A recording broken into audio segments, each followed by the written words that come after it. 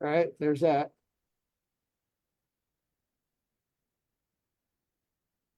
Oh, it's a different browser. All right, whatever. All right, so let's go ahead and let's share our screen. Oh, that's a Norton browser. It did that. Okay. All right. So I don't hear any feedback, so I guess we're good to go. All right. So I don't hear any feedback. So actually, I guess we're good to go. All right. So I need to. There we go. All right. Let's see if that works. Okay. Good. Yeah. All right. So that's good. So we're broadcasting live on Facebook. So let's see how that goes. All right. So this is my. First of all, does anybody have any questions, comments, anything? Nope. No. Okay. Sounds good. All right. So Matot-Masei. So this is so far the only let me change this real quick. This is really the only double portion we've had this year.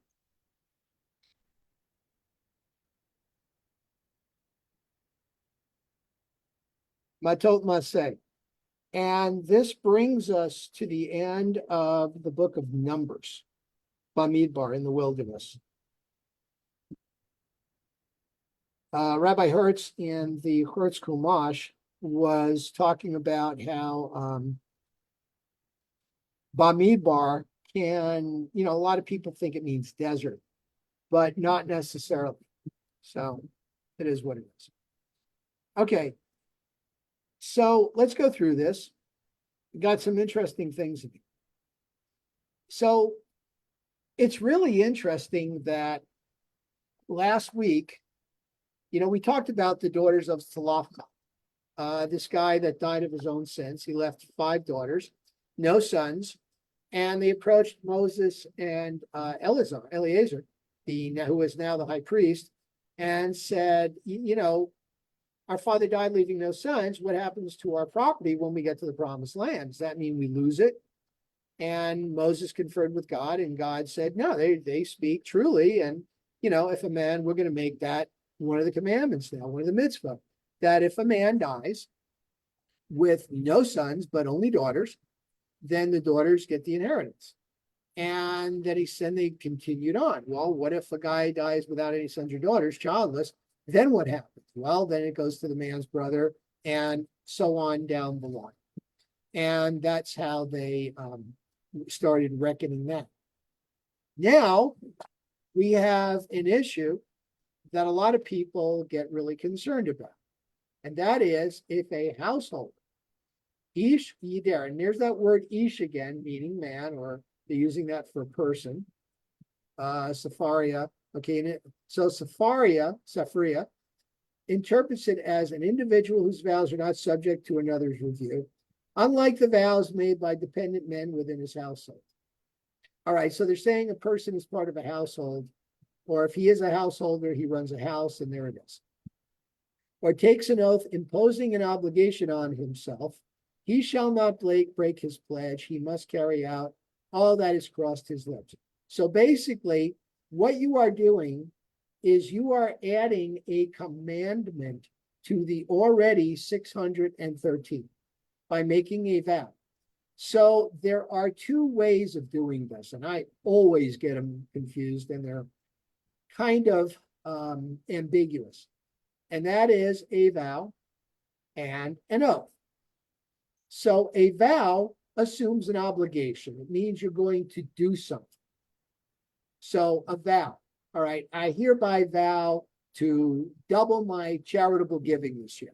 Okay, you've just taken an obligation, a 614th commandment, that you look at your taxes, and if last year your donations were, let's say, $250, this year they better be $500, or you are in trouble.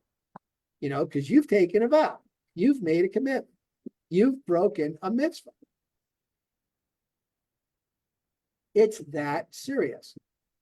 This is why on Yom Kippur, we start off right before sunset because you can't do any business after sunset because now it's the Shabbat Shabbaton, the Sabbath of Sabbaths, the Holy of Holies, it's Yom Kippur, to ask to be released from all vows. Sometimes we do things we didn't really mean to do it. You get in front of a court of three, which is why you got three people up there. A lot of synagogues will have as many people up there as they have Torah, but you really only need three, a rabbi and two elders holding Torah, and you're good to go. All right. This is contrasted with what's called an oath. So this is a neder. And I'll tell you what the Hebrew is for oath in a minute. The word that stands out to me is shvuah, but I think it's something else. Okay, so what an oath means is that you're going to deny yourself something. Anybody hear of the Catholic or Christian holiday called Lent? What do they do on Lent? They Anybody give know? something up. Guess where they got the idea from?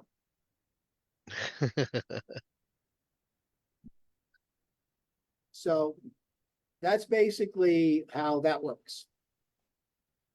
Okay. So what you're doing is you're denying yourself something. And basically that's like, okay, I'm not going to eat ice cream for a month. And I think it like a Nazir, a Nazarite, you have to go for a month for at least 30 days, something like that. I don't know. Okay, now here's where we get into the idea of men versus women. If a woman, the Isha, ki tidor neder, if she takes an oath while still in her father's household by reason of her youth, by reason of her youth means she's under 12 years old, 13 years, 12 or 13, depending on who you ask. That woman is a spiritual minor. And the father hears her, he could say, "Oh, I'm not going to let you do that. That's absurd. You know, you're never going to be able to do it. You're gonna cause yourself shame by having to not fulfill the vow. And I'm going to be out a goat or an ox or something. So forget it when you do an offering, a fatat offering." If that woman is married and the husband hears it or becomes aware of it, remember that, becomes aware of it, then he can annul the vow. Now, it says if they become aware or when they become aware of it, and they've got 24 hours, which means if the woman or the girl made a vow and the father hears about it 3 weeks later, she's telling her friend, and the father like, whoa, wait a minute, this is the first I'm hearing about it, forget it. He can annul the vow right there. He's got 24 hours from the time he hears it. And her father learns of her vow or self-imposed obligation. Asra, maybe that's the word. Vishama, Aviha, and the father hears, et Nedra, her vow, the Esra Asher Esra, or the obligation, al nafsha, from her soul, then and offers no objection, all her vows stand. Maybe she says, all right, I'm going to take over the cooking twice a week. And the father's like, yeah, I kind of approve of that one. Sure. But if her father, and here it is, im aviha ota b'yom shim'ot, on the day that he hears it, all her vows, or self-imposed va'asareha, her obligations, on the day he hears it, he finds out he's got 24 hours to nix it. If he says nothing, then it stands.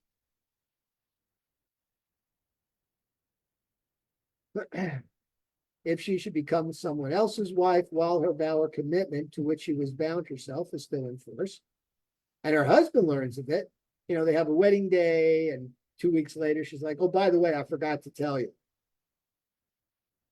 And he says, how much longer is the vow? She goes, well, I took it for a year. And he goes, not anymore. At this point, we're done. because it was the day he heard it. She got married, she changed her status, and now the husband. Okay, so what's the obvious question that somebody, or most likely a female, would ask?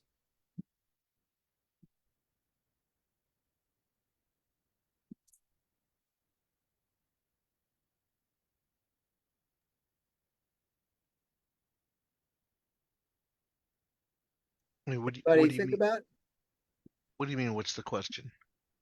what is. Oh, that's weird. Somebody just told me you can't see it on Facebook. Hmm. No picture. I don't know. Just the audio? I don't know.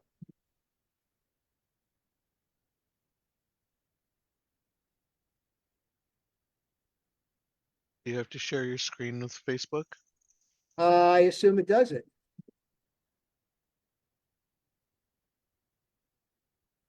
All right, well, let's wait for her to reply and say.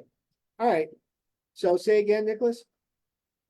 No, it was just questioning what you meant by All right, so what's a big concern about this?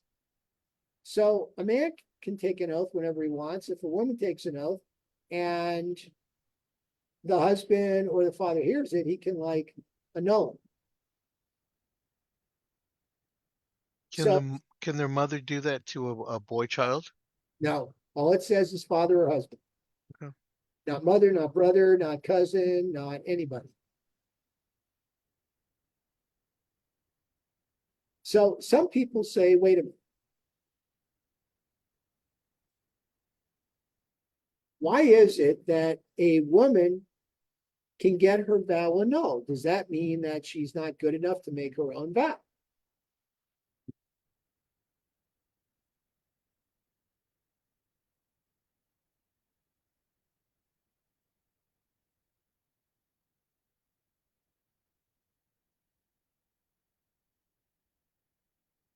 And some people say, well, no, that's not the case. The case is that a woman typically don't study Torah as much as men do. Some sages say not at all. Other sages say just the stuff that a woman needs to know. I'm going to turn the sound up on this a little bit. Maybe that's probably it shouldn't. All right. Let's try that. See if that works. So that's really the reason. Women are busy dealing with the house. That's not going to work. There's a latency echo. Yeah, you can hear the feedback, right? Yeah. And there goes my picture. All right. So the issue is that since women typically do not study Torah to the same extent that men do, because they're busy with the household chores. And that is not a negative. That is not a relegation of women to second place. Basically, what they do is important. It's so important that they are excused from having to do time-based positive commandments.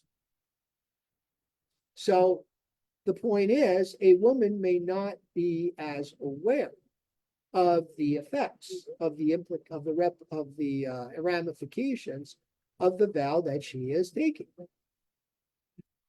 But the man ought to be, the father and the son who do study, which is weird because when you're in the fields all day, when are you studying Torah, right? But apparently that's it. And I guess what they do is, since men will typically go to the temple on festivals or something, or in this case, go to a synagogue whenever there's a holiday, which in Judaism, there's a lot. Then you're studying all this stuff. You're learning all of it. Even on Shabbat, when you're going nowadays, you're going through the Torah. Of course, back then it was a whole different format. They basically just went when during the festivals, and whenever they were offering an offering. when they were doing an offering. So that's kind of an important thing because then, we allow women, we give them their due. It's really out of respect. However, the vow of a widow or a divorced woman, whatever she's imposed upon herself, is binding. She has no man, to excuse her.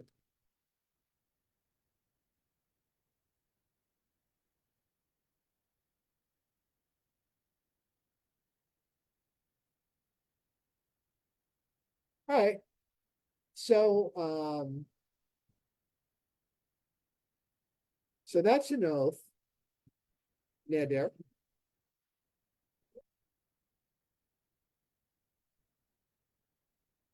Husbands annul them, God will forgive them. Every vow, every sworn obligation of self-denial may be upheld. That's an Isser.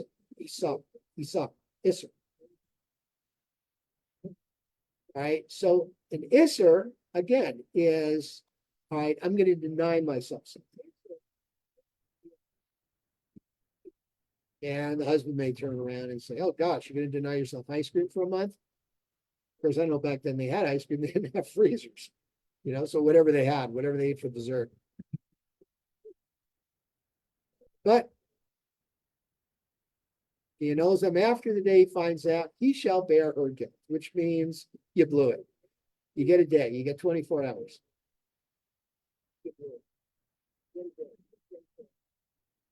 Okay, so now, avenge the Israelite people on the Midianites, and then you shall be gathered to your king. So here we're going to wage war on the Midianites, which is interesting because when we get to next week's portion, which is the beginning of Deuteronomy, Devarim, we are going to learn of some peoples that are basically off limits. You do not bother them. The Edomites, which are descendants of Esau, and the Moabites, who are descendants of Lot. I think I confused the Midianites and the Moabites. In my recording, I think I said Jethro. Jethro was a Moabite. So one of the commentaries is that since Jethro was a Midianite, and you're going to avenge the Israelite people on the Midianites, Jethro must have long been dead. And why are we avenging ourselves on the Midianites? What did they do to the Hebrew people? Remember?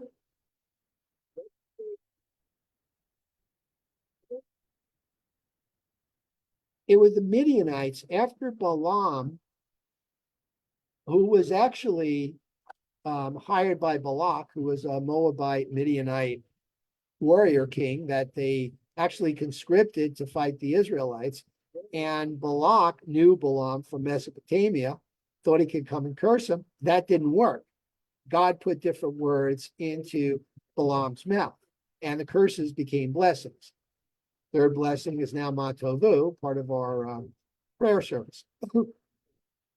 But it was the Midianites that said, let's put our daughters there to, seduce the Israelites into idolatry. And that's what really got everybody wrong. That's why Pinchas took a spear and speared Zimri from the tribe of Simeon, and Cosby, who was a Midianite princess. Made real quick work of it. So let troops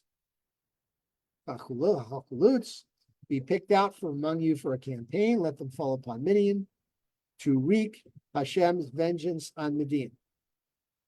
1,000 from every one of the tribes of Israel.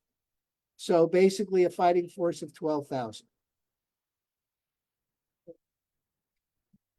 Not much. That's not much of an army. What do you think? Who's been in the service and who think that's a big enough force?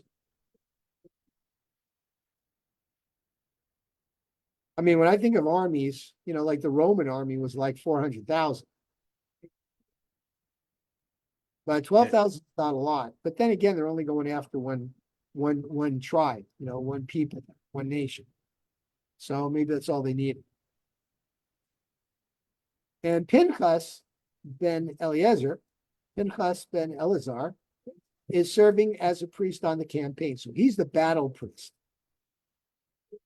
Not so much like a chaplain, but actually kind of like somebody who rouses them into battle, who says, guys, got you on this, you guys go, and, don't worry about stuff, we're good.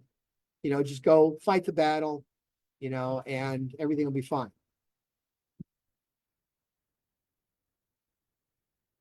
They took the field against Midian, as Hashem had commanded them, slew every male, and they slew the kings of Midian, Evi, Rechem, Zur, Hur, Reba, the 5 kings of Midian.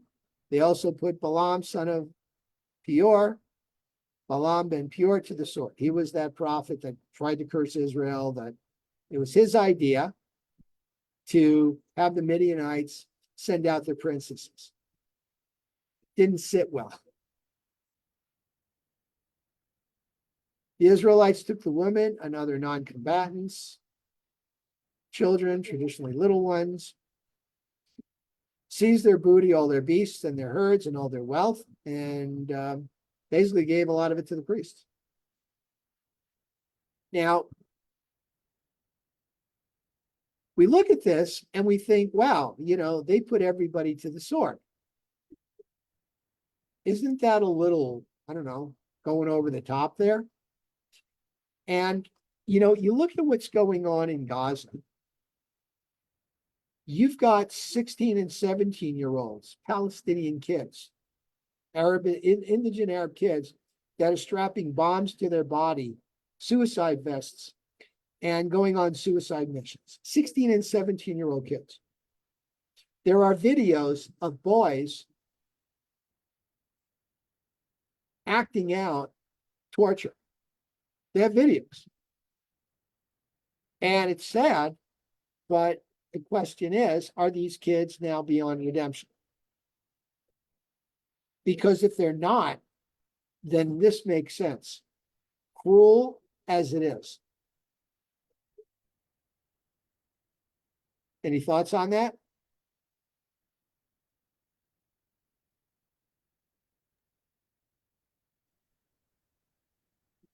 People don't want to change, Or in is it, certain ways. or is it so ingrained in them? After generation after generation after generation of the same thing, Yeah, that becomes all they know. yeah. That is what they know.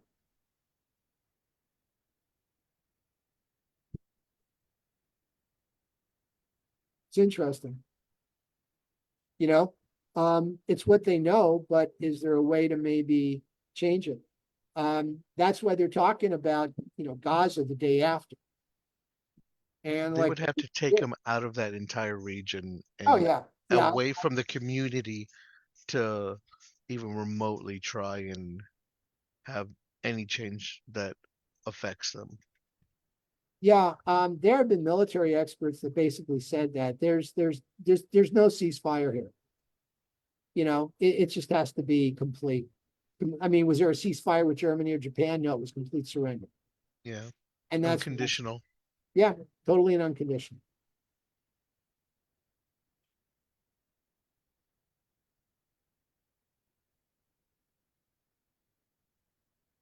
All right, so we're coming to, again, the end. Moses, Eleazar the priest, and all the chief gens of the community came out to meet them. Moses became angry with the commanders. When we come back, he said, you spared every female. And they're the very ones who, at the bidding of Balaam, induced. Let's see what this word is. Okay.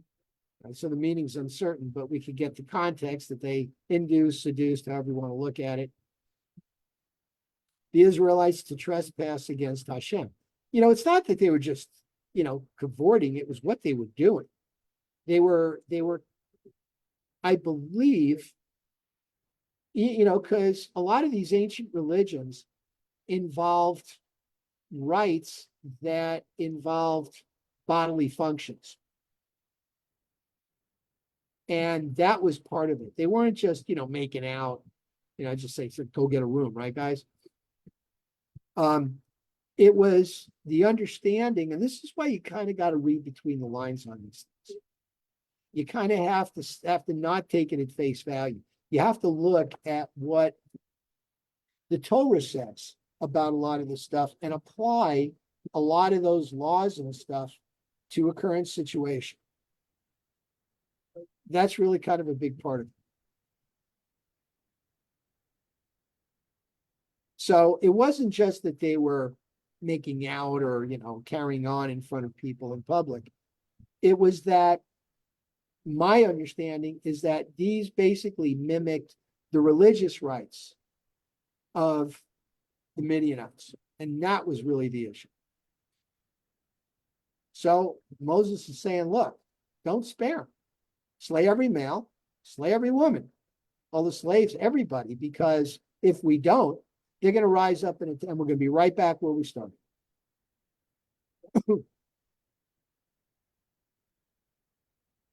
And now, since you've committed, you've killed, you stay outside the camp for 7 days, and you're going to have to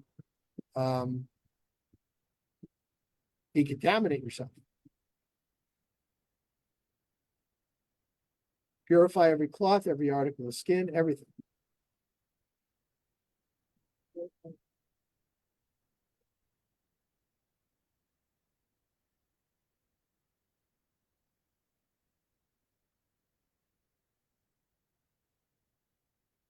So there's always that purification. And let's see, outside the camp, everyone who has slain a person shall third and seventh day. All right, so this goes back to the red heifer. They did a burnt offering of the red heifer. They took the ashes, mixed it with water, and they sprinkled it on people that had committed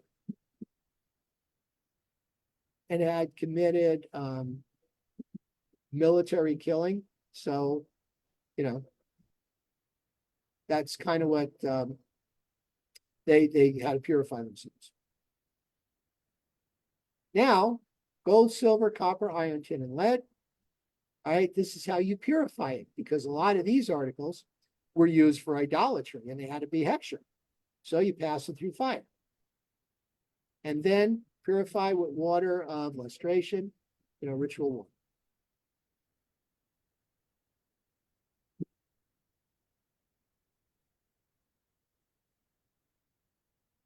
Any questions on that while I answer Harvey with his planning for Yentl?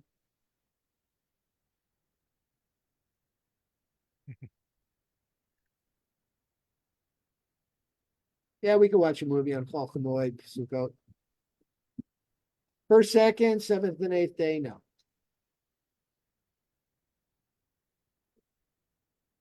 All right, so now he wants us to take an inventory of the booty that was captured, both human and beast, and all the articles, divided among the combatants, and exact the levy. Usually it's a tithe. Tithe is a tax of a tenth. Tithe is, my understanding, the old Greek word for tenth. So, in the case of the warriors who engaged in milchama, 1 item in 500 of persons, oxen, asses, and sheep goes to God, goes to the Kohanim and the Levites. So we're always making that contribution. And they're talking about, this is the sheep, the cattle, the donkeys, the asses, how many people, the females who were too young, right, to have had a relationship.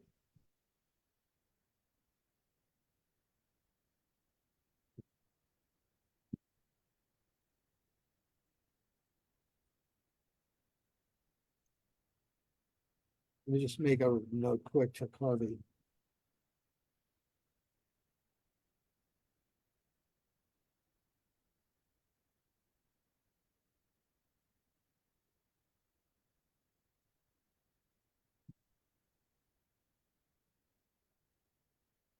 All right, so he wants to do a movie on October 20th. It's intermediate day of Sukkot. We'll shake the lulav and the etrog, and then we'll watch Yentl. How does that sound, everybody? Sounds awesome. Sounds good. In fact, you can even share.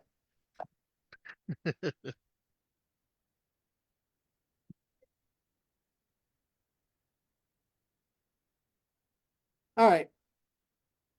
Now, I believe that these aliyot that we're seeing here, the fifth, this is just for the first one, Matot. We haven't gotten into Masei yet. But I'm going to show you something at the end of this.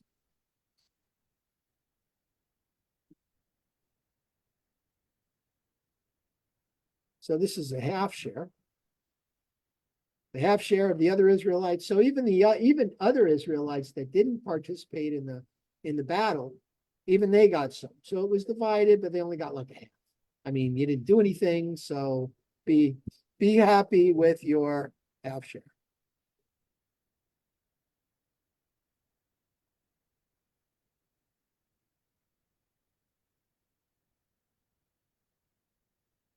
Okay, so again, the Levites get 1 in every 50. And the commanders, and they got stuff, and they said, your servants have made a check with the warriors in charge. Not one of us is missing. In other words, there have been no casualties. If you ever doubted that Hashem is with us, this ought to prove once and for all that God's looking out for us. Remember, this is a different generation. We're 39 years into this. This is the new people.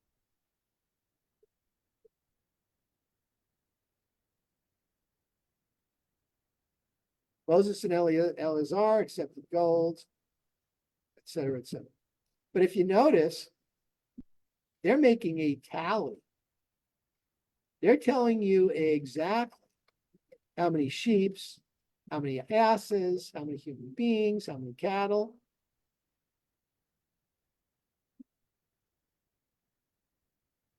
Why do you think they're doing that? Why do you think the Torah says that?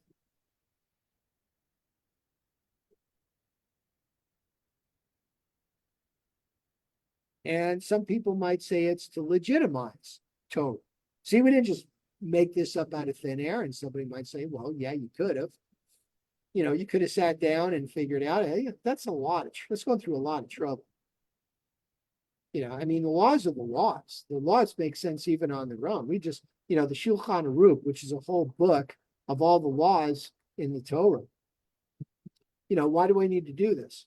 And it shows that this happened. We've got a history, we've got a legacy. Not just a validation and a verification, but this is a record. They refer sometimes to the Book of Wars of Hashem. And it was kind of like a log, a battle log of, Moses wrote down the battles and everything. It's been lost to antiquity. Maybe one of these days we'll find it, who knows? But it's, again, a recording.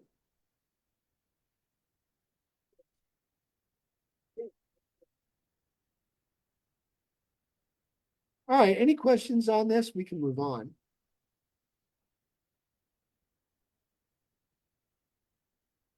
All right, chapter 32, the sixth Aliyah. The Reubenites and the Gadites owned cattle in very great numbers. Noting that the lands of Yazer, and Gilad were regions suitable for cattle, and this is part of our triennial reading. This is where it starts. This is where Saturday, the Shabbat's reading will start. So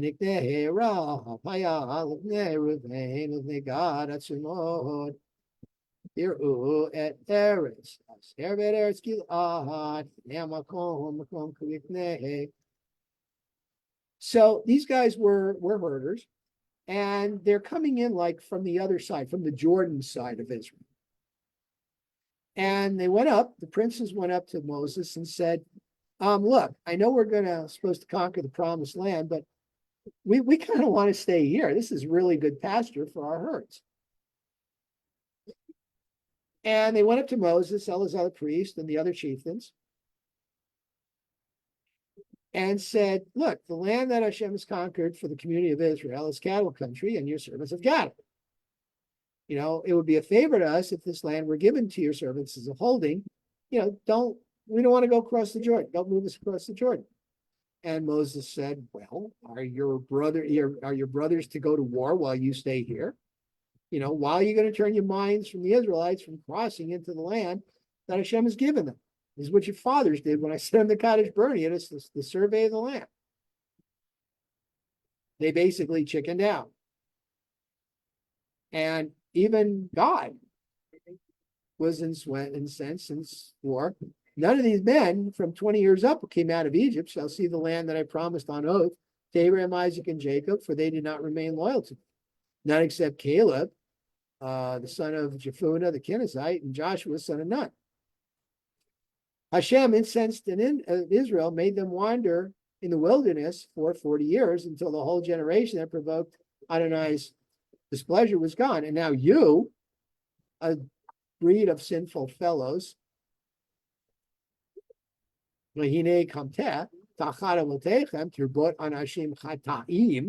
bunch of sinners, have replaced your fathers. Now you're the people that don't want to go into the land. See what he's saying? If you turn away from God, who then abandons them once more in the wilderness, you will bring calamity upon the people. And they said, no. We're going to build sheepfolds for our flocks and towns for our children. And then we will join your army. The Gadites, as I understand it, were pretty good military guys, military men. You know, they were the guys you'd want in a campaign. So we will hasten the shock troops in the van of the Israelites until we've established them in their home, while our children stay in fortified towns because the inhabitants of the land, and then we're all yours. Now, what is wrong with, and also we will not return to our homes until every one of them are in possession of their portion. So we're committed.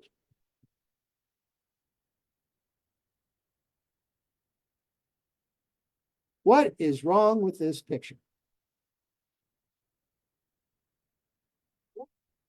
I'll give you a minute to read through this and you tell me what's wrong with this picture.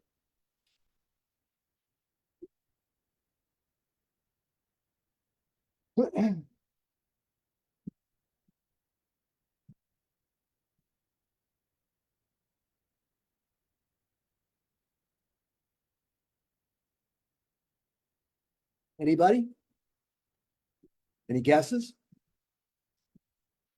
Okay. For one, their children won't know the promised land. No, that's not it. They'll know the promised land. They'll be right there. Here's your clue right here.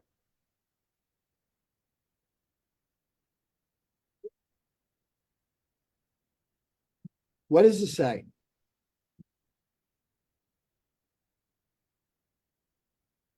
And remember, nothing in Torah is by accident or chance.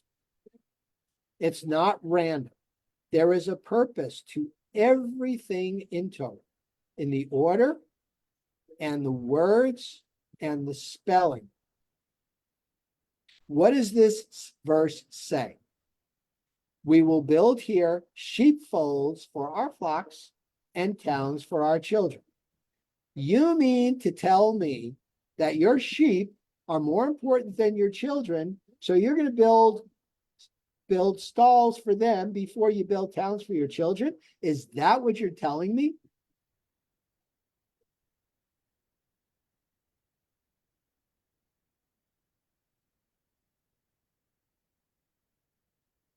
So let's move on a little bit. So they're saying we won't return home until everybody, all the rest of our brothers, have conquered the land. Then we'll come home. But we'll commit to doing this with you. Moses said, okay, if you do this, if you go into battle as shock troops is what they interpret here as warriors, soldiers, however you want to interpret chalutz. These days we interpret the word chalutz as pioneer. And every one of you, every soldier, every warrior crosses the Jordan at the instance of God until God has personally dispossessed the enemies and the land has been subdued at the instance of Hashem. And then you return, you will be clear before Hashem and before Israel, and the land shall be your home. But if you do not do so, know that your sin will overtake you. Go ahead and look at the way Moses phrases this. Go ahead and build the towns for your children and sheepfolds for your flock, but do what you promised to do. And in a way, they're taking an oath. They're adding commandments onto them. They're saying, okay, we're going to commit to join the fight. And the Gadites and the Reubenites said, your servants will do as my Lord commands. And our children, our wives, our flocks. Now they're putting children first. They kind of got the clue from Moses. And all our other livestock will stay behind in the towns of Gilead, while your servants, all those recruited for war, all 1,000 of us, whoever you want, cross over and engage in battle. So Moses gave instructions concerning them to Eleazar the high priest, Joshua his successor, and the family heads of the Israelite tribes. All right, now let's cut to the chase. So they're committing to this. So Moses assigned to them, to the Gadites, the Reubenites, and the half tribe of Manasseh, son of Joseph, and I believe that was 2 of the 6 or 8 clans. Notice how he includes Manasseh after this. Any thoughts on where Manasseh suddenly appeared? And why they appeared here? Why they're going to go over there too, aside from the fact that they may also have a lot of cattle.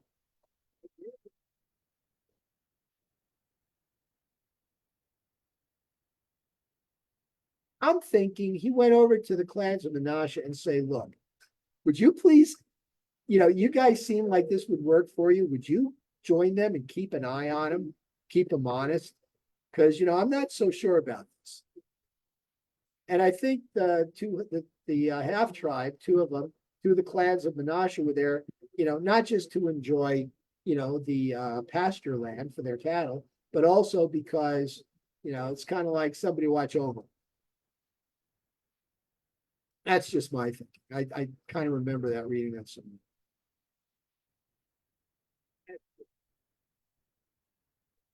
All right, so now we get a little bit of a travelogue. The Gadites rebuilt these towns. Reubenites rebuilt these towns. The descendants of Machir, son of Manasseh, went to Gilead and captured it. And Moses gave Gilead to Machir, son of Manasseh, and he settled there. Jair, son of Manasseh, went and captured their villages. So as you see, it was like 2 clans. Oh, and Noba, I guess there's maybe it was 3. I don't know. I named it after himself. All right. So let me draw your attention to this. This is the end of Matot. And we have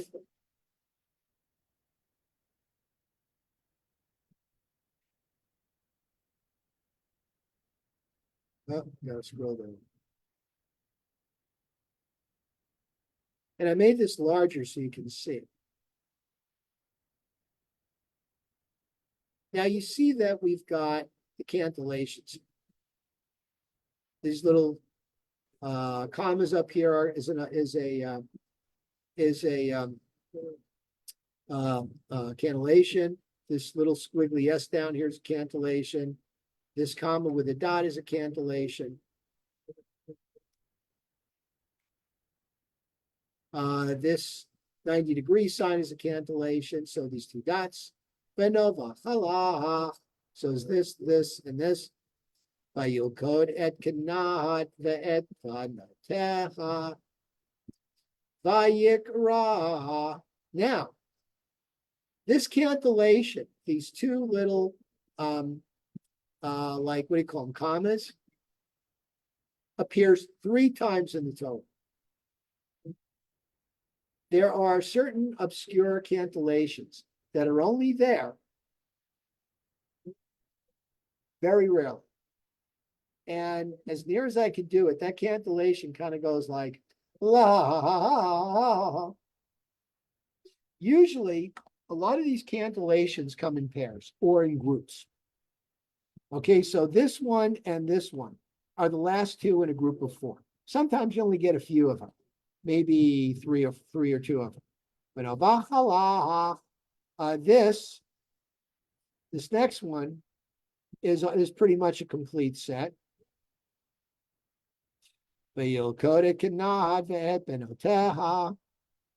Usually, this cantillation is matched. We just saw it up here earlier. I pointed it, yeah, right here. See how you have this here is typically paired with this. This one you can see alone sometimes. This one you never see alone. And this is chanted Machir Bemenashe. But instead of Vayikra La, it's Vayikra La. It's dragged out. And that means when you see something like that, there's a point. There's a reason. And he called it, and he said to it, La. And this little bar above that hey means usually the hey, which is like an H, at the end of a word is not pronounced. But here it is kind of like La, because you're extending it out. So, and he called it Benova Chalaf, and Nova went Chalach, Vayilchu et Kenat ve'et Benotecha, and captured Kenat and Benotecha, its dependencies or its children, renaming it V'yikra La, and called her Novach Bishmo in his name. And that is how this particular parsha ends. So we now have the next parsha. They're doubled up this year. Usually they are. Very rarely they're not. And at the beginning of Masei, we get sort of a travel. Moses recording the starting points of the various marches as directed by Hashem, and they go through the list over where they stayed and where they went over the last 40 years. So, why does Moses do this? Well, we discussed that a lot of times.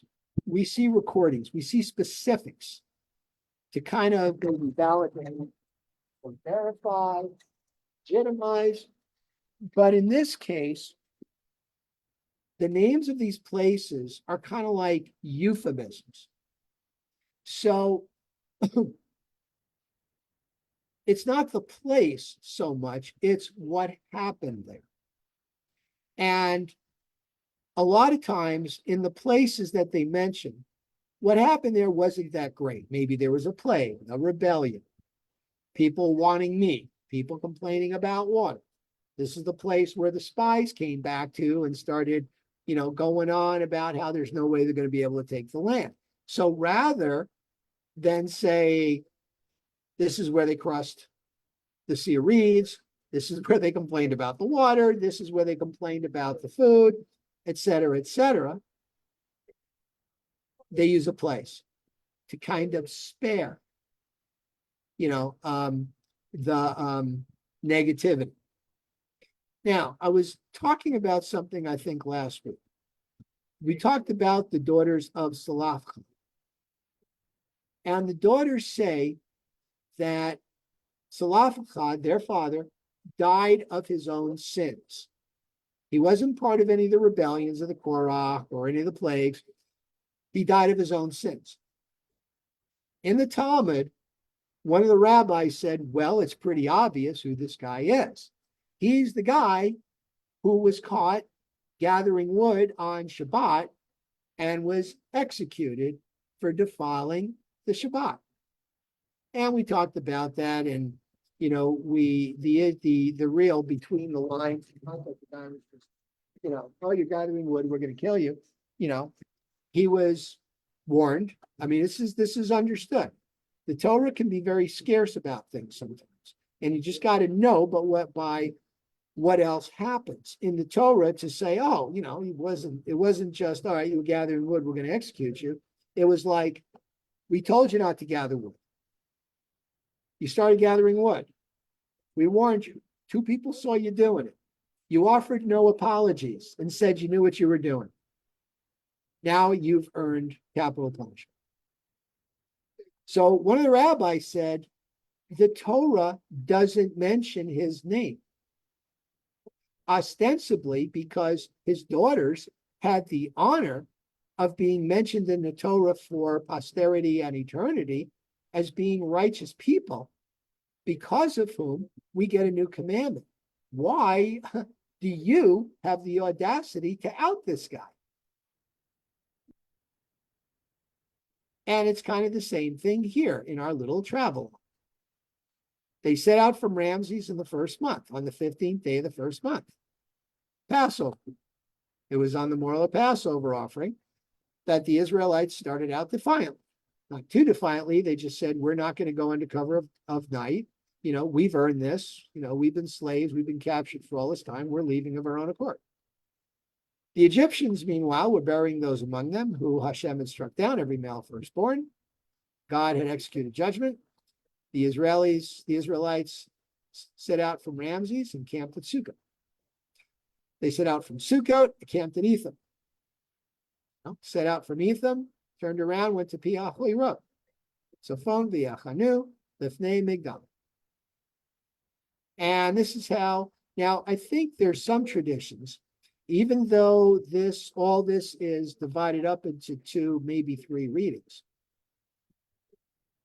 There are some traditions where they just read the whole thing in one aliyah. But it goes on for quite a few. This is a very long aliyah. In our triennial portion, I believe, let me look it up on this. You've got about 30 verses, but they're short verses. So you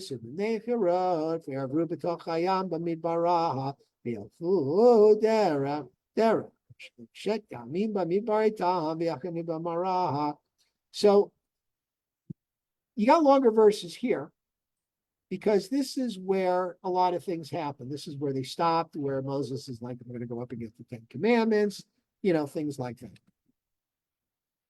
And then I think on the second of it, all right, now, and our triennial ends here as well. And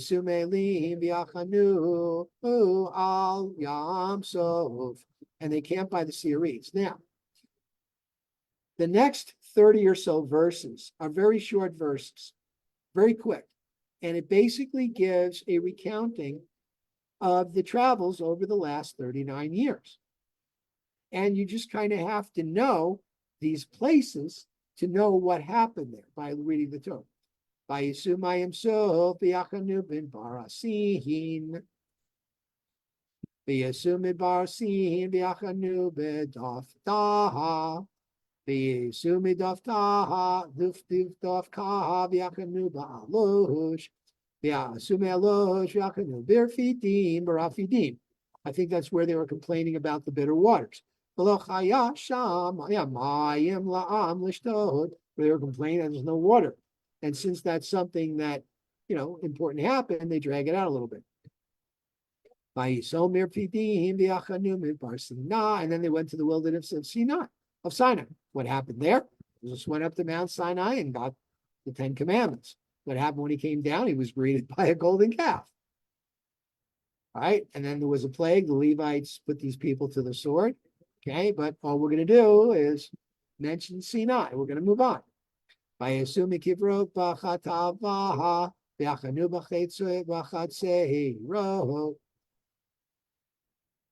a lot of these places, we don't know what happened. We just kind of have to take it that, they camp for 3 days, move on, stay for 3 days or whatever. But I think if you divide out the amount of places over the length of time, I don't know if it was just 3 days, maybe more like 3 months at a time, something like that. Maybe they exhausted the resources and, moved on or something like that. So you look through this and you see, wow, is there any specific places that stand out to me? And if you notice, after a while, in especially Leviticus and then the middle of Numbers, it just jumps. It's 39 years ago, and now all of a sudden we jump ahead 39, 38 years. But this kind of fills in the blanks.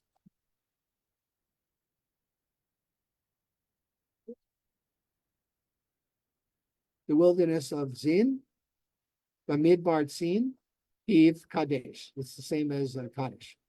Kadesh. Not Kadesh, but Kadesh. And this is where it stops because where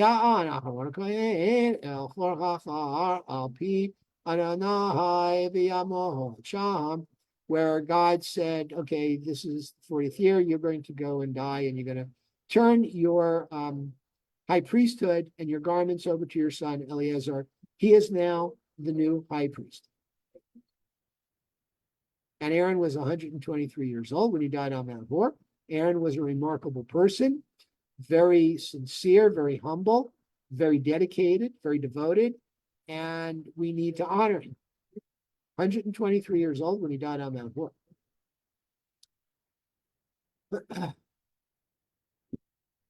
And the Canaanite king of Arad, who dwelt in the Negev in the land of Canaan, learned of the coming of the Israelites, and this probably was a battle.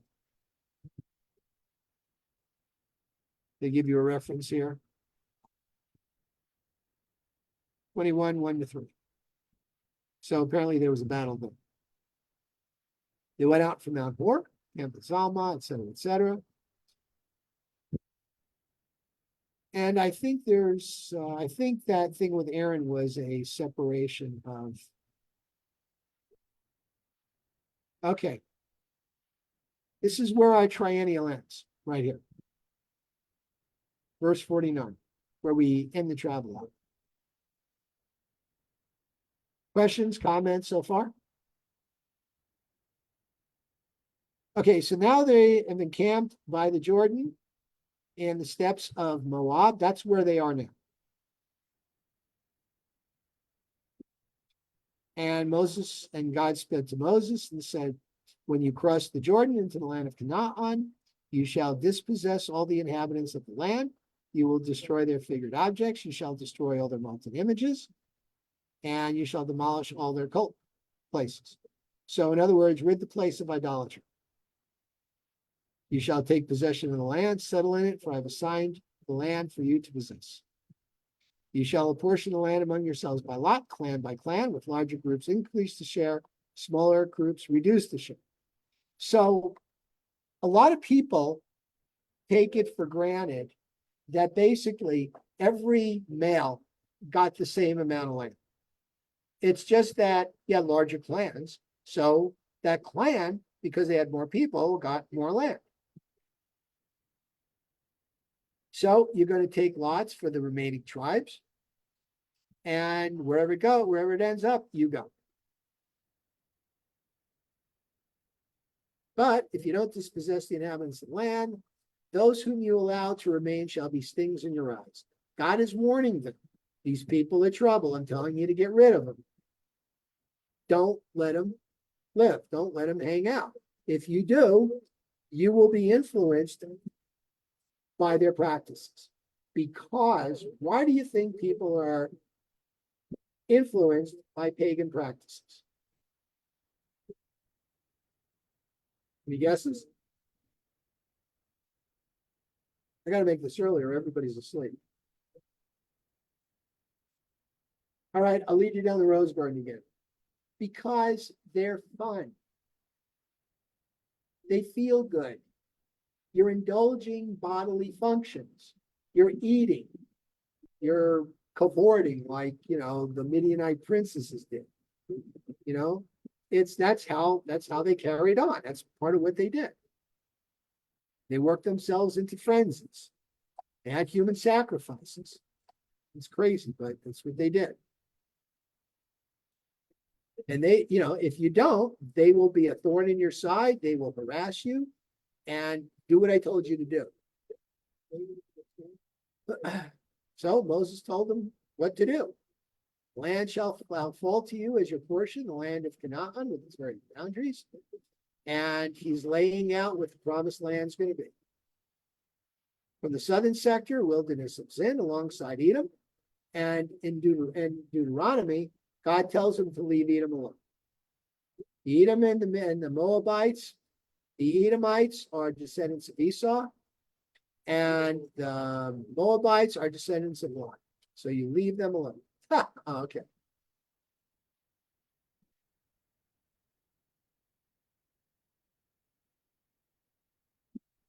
From Asmon to the boundary shall you turn to the Wadi of Egypt and terminate at the sea. I think that's the Syrians. And they got different maps that you can look at.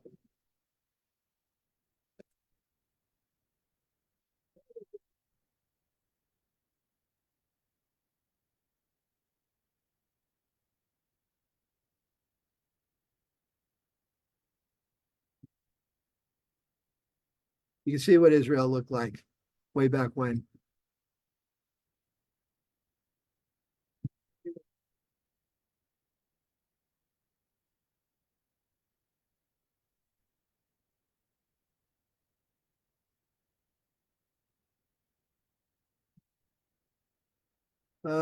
See if we get a bigger map.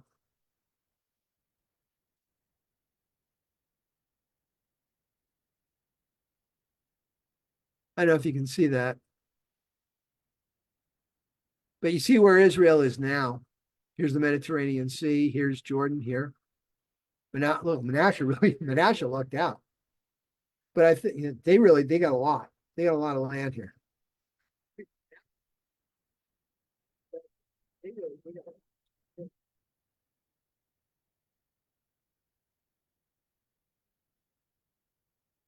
Yeah, a lot of times you'll see a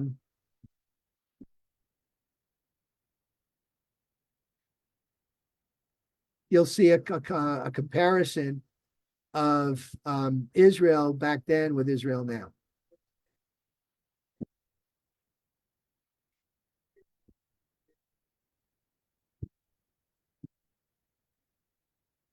So ancient Israel was a lot bigger than it is.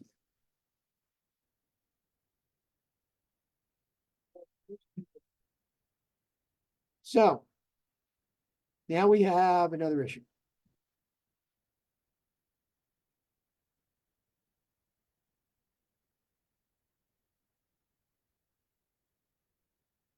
Let's see. So Reuben, Gad, and the half tribe of Manasseh received their portions. And now we're going to dole it out to the rest of you. And Eliezer and Joshua will handle that because I'm not going to be around. And they always like to mention the heads of the tribes, the princes of the tribes, the Nasi. Elishemot, Hanashim, the Matei, Yehuda,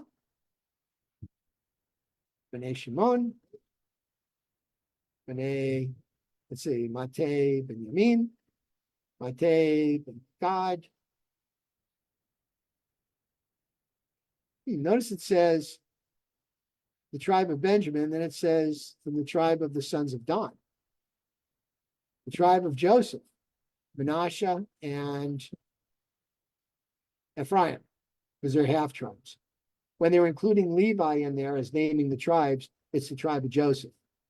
When they're talking about land, they leave out Levi because the tribe of Levi, the Kohanim and the Levites, the priests and the ministers, didn't get any land, so they named Manasseh and Ephraim individually.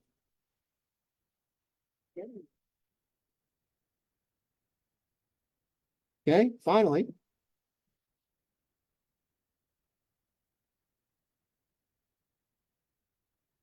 Well, let's see. I want to get to the good part.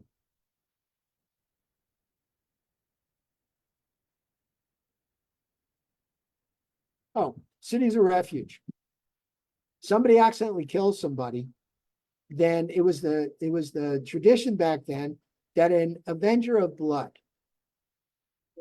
would go after the murderer and kill them in retribution. But the problem was that what if it was an accidental killing? Now what do you do? Well, the person, the offender, goes off to a city of refuge where they're protected until the trial.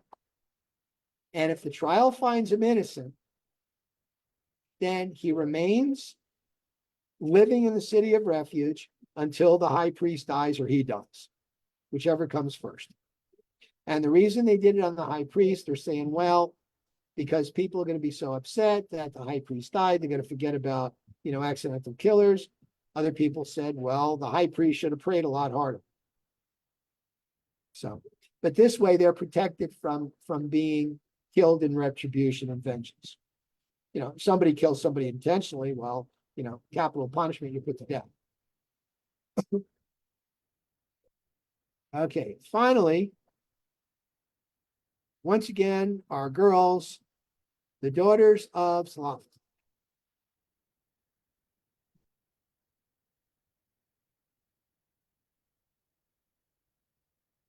And by the way, once you're condemned to death, that's it. I mean, you're put to death.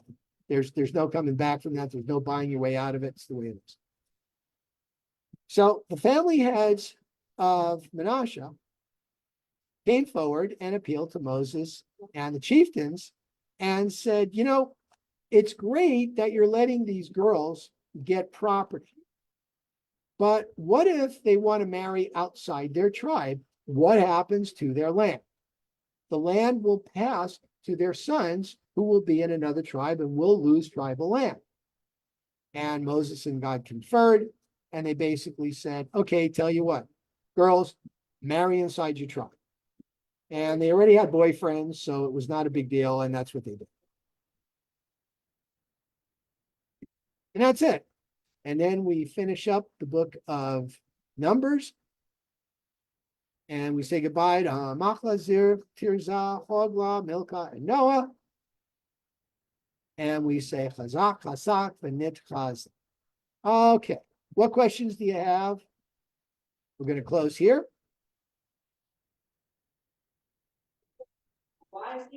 Thank you, Rabbi. I don't have any questions. I was just listening.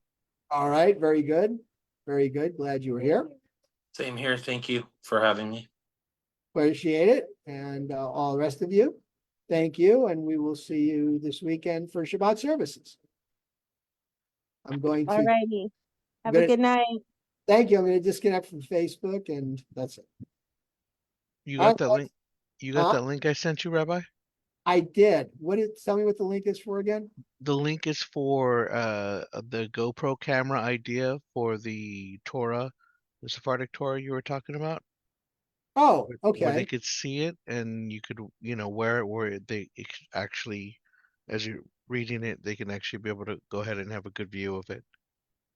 I'm actually looking at it right now.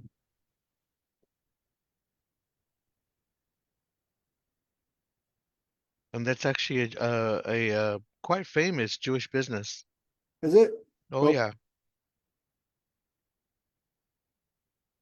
Yeah, they are closed for Shabbat and everything. Very cool. I still think I should be able to figure out a way to do it on my phone. Just turn down the volume or something. Well, they have one of those. I've seen another one that I was looking at before that.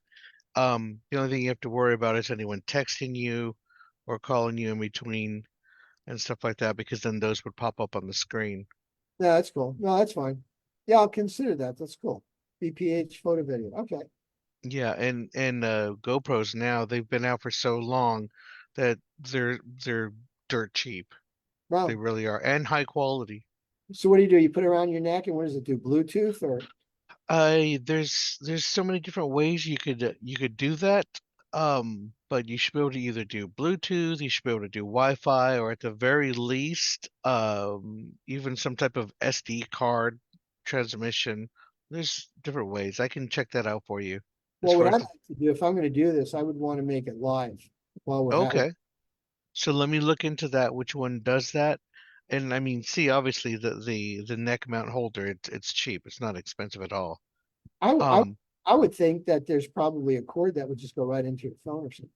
oh yeah. I mean, there or like that right there, it would be able to you could maybe patch it into the computer, or even if it was Bluetooth, you were so close to the computer, it wouldn't be a big issue Cool. because you're at the most what, maybe 3, 4 feet away. Well, about 4 feet away. Not even, I'm right there. Yeah, so Attach your or smartphone. Yeah, it's okay. So you can attach it. There it is. I don't know about the current phone you have, but I know at least in like iPhones for that matter, you can shut off messaging where no one can message it, no one can message you. And that way you'd be able to maybe cast the video live Hmm, that way. interesting. Yeah, I'll take a look. All right. Thank you. you're welcome. All right. We will see you. You're gonna be there Friday or Saturday? Yeah, You'll be there Saturday, right? I'm gonna be there Friday, and then I'm gonna try to be there Saturday. What's going on Saturday? My Is birthday. it really? Yeah. Oh, I'm looking forward to that then. All right, I I'll don't see like you to talk soon. about it too much. I just, I mean, Understandable, understandable. All right, have a good night. all right. So thank you. All right, bye.